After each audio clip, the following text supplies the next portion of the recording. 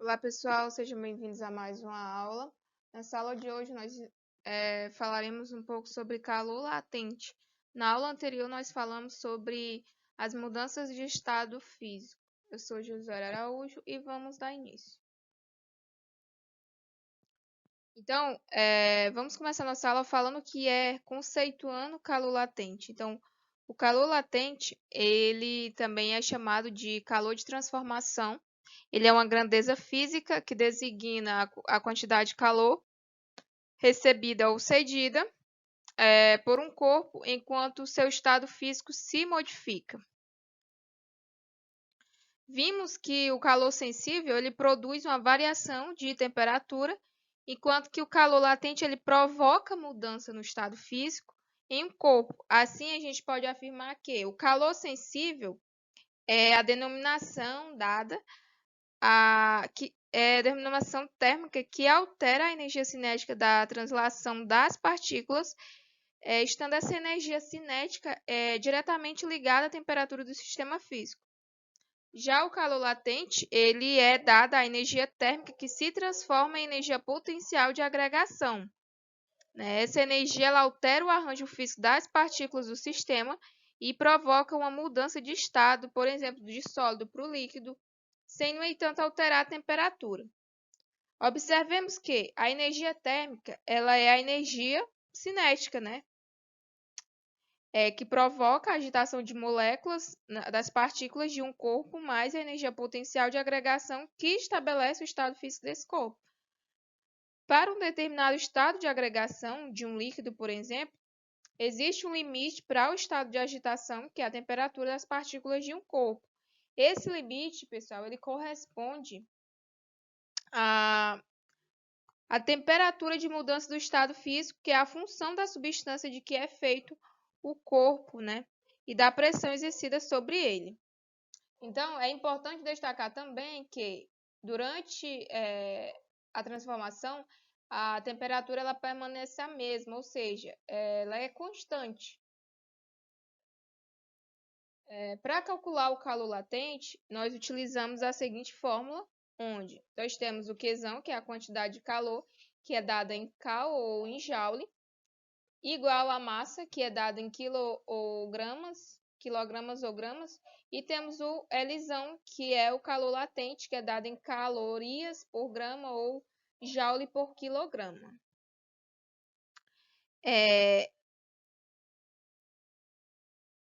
A grandeza L, né, é denominada de calor latente, sendo a característica do material de que é feito o corpo, da mudança do estado pela qual ele passa e da temperatura a que ocorre essa mudança. Por exemplo, para a água, o calor latente de fusão, de solidificação, é a 0 graus Celsius, vale 80 calorias por grama, enquanto de vaporização, liquefação, a 100 graus Celsius, vale 540 aproximadamente.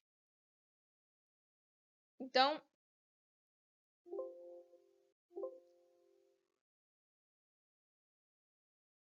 o calor latente, né, ele...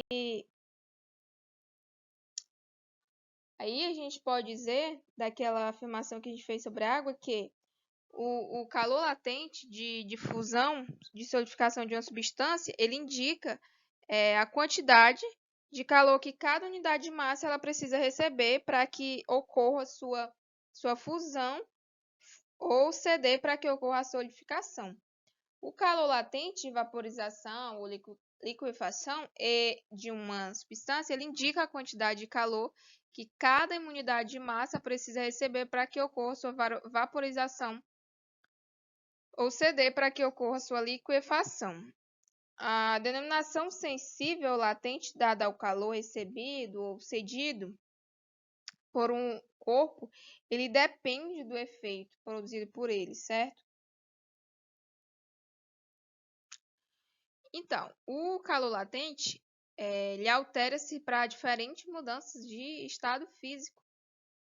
Ele tem o calor latente de fusão, que é o calor que é absorvido ou cedido pelos corpos durante o processo de fusão, que é do líquido para o sólido e vice-versa, com temperatura constante.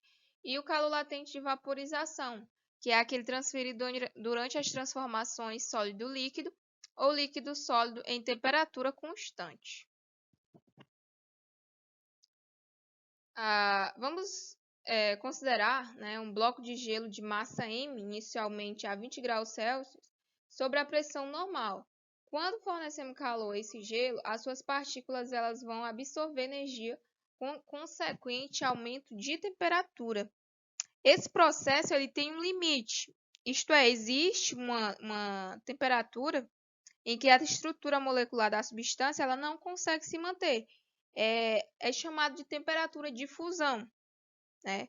Ao atingir tal temperatura, a energia recebida ela deixa de provocar aumento na agitação das partículas e passa a mudar a estrutura física da substância, tornando-se assim líquida, como vocês podem ver na imagem.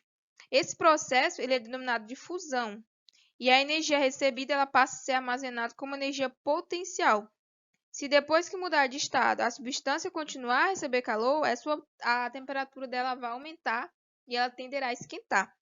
É importante destacar que a temperatura de fusão de uma substância pura é bem determinada, dependendo apenas da substância e da pressão que ela está sujeita. Para evitar complicações desnecessárias, vamos admitir que a pressão ela permanece constante durante todo o processo de mudança do estado físico. Agora, né, vamos exemplificar que o nosso bloquinho de gelo ele seja aquecido a uma temperatura de menos 20 graus Celsius até 40 graus Celsius. Aí vamos analisar por partes desse aquecimento. Então, a gente tem que a nossa pedrinha de gelo, ela vai de menos 20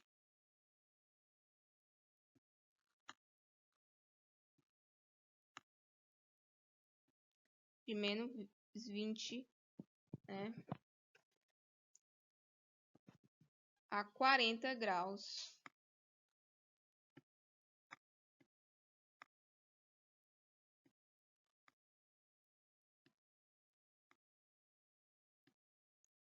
Então, a nossa pedrinha de gelo, ela vai de 20, né, a 40 graus Celsius. A gente vai analisar aqui as partes desse aquecimento.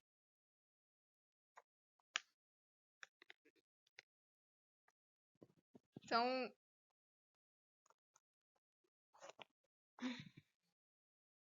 a gente tem nosso gelinho aqui, no primeiro quadrinho, a menos 20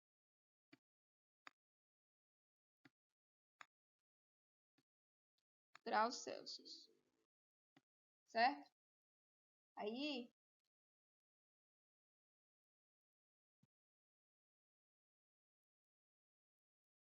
temos o nosso segundo gelinho a 0 graus Celsius.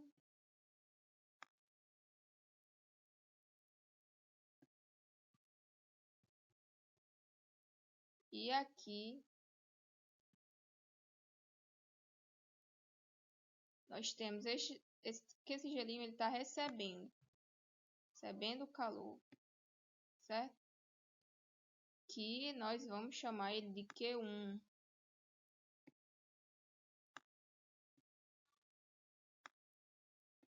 Q1. Aí nós temos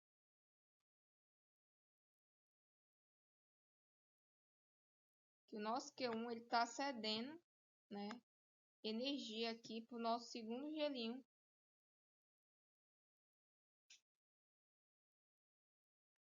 Aí esse gelinho tá cedendo aqui, tá recebendo.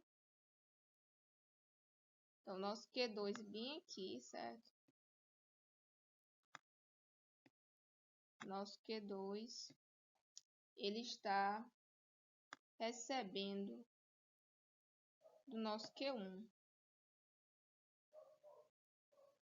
Aí nós temos aqui, nesse intervalo, que o nosso Q3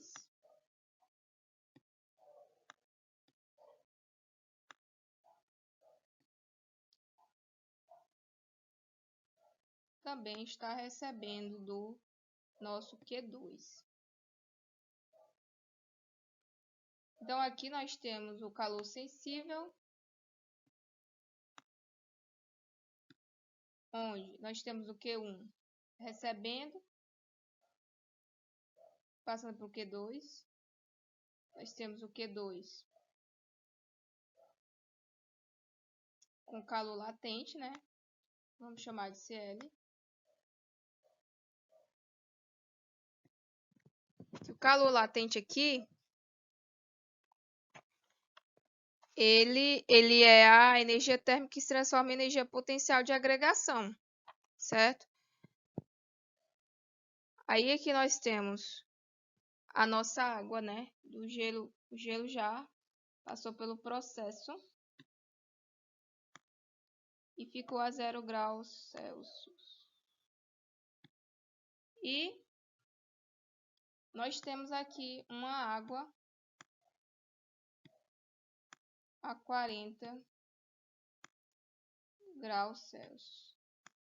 Então aqui ela passou por todas as curvas, né, de resfriamento, certo? Nós tivemos um calor sensível no começo, logo após ela passou de calor sensível para latente. Do calor latente, ela passou para calor sensível. Por que ela passou para calor sensível? Porque o calor sensível, pessoal, ele é a energia térmica que altera a energia cinética de translação das partículas, né? Estando essas energia cinética diretamente ligada à estrutura, né? Ao nosso sistema físico. Para calcular o total de calor recebido do sistema, a gente usa a fórmula de calor sensível e do calor latente já visto. Quais são? Aí nós temos que Qzão é igual ao somatório de Q1 mais Q2 mais Q3, eita, feio demais.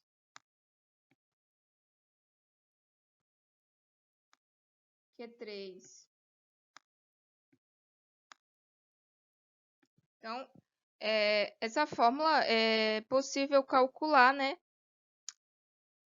As fórmulas de calor sensível e calor latente. É um somatório. Então, a gente tem que o nosso Qzão, ele vai ser igual ao nosso Mzinho Czinho vezes nosso θ delta T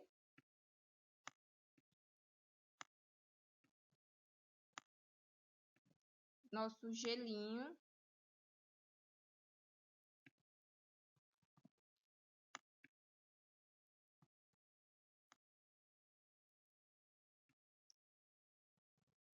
mais o nosso ml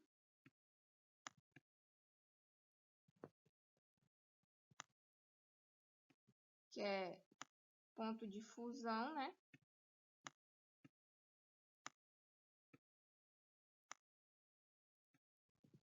Fusão de quem? Do gelo.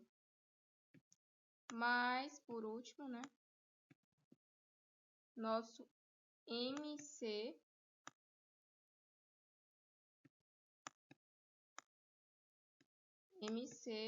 vezes o nosso delta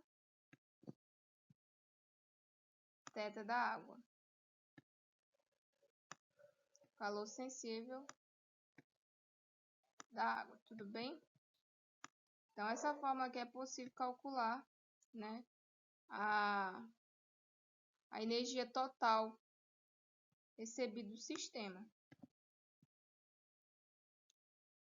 Esse processo ele pode ser representado por essa curva de resfriamento, onde nós teremos aqui embaixo, nós teremos menos 20 graus Celsius, onde nós teremos aqui embaixo menos 20 graus Celsius, né?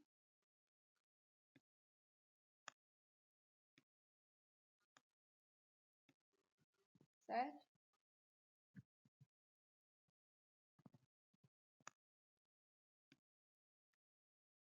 E aqui embaixo nós teremos esse estado sólido. Aí aqui o sólido mais o líquido, que foi o que aconteceu lá. Sólido mais líquido, o nosso gelo. Depois ele passou por seu estado líquido. Desconsidere essa parte aqui que não aconteceu. Então, nós temos que o gelo estava no estado sólido, depois ele passou do sólido mais o líquido e, portanto, chegou ao nosso líquido. Pessoal, espero que todos tenham compreendido o conteúdo e até a próxima. O vídeo ficou meio grande, mas continuamos na próxima aula.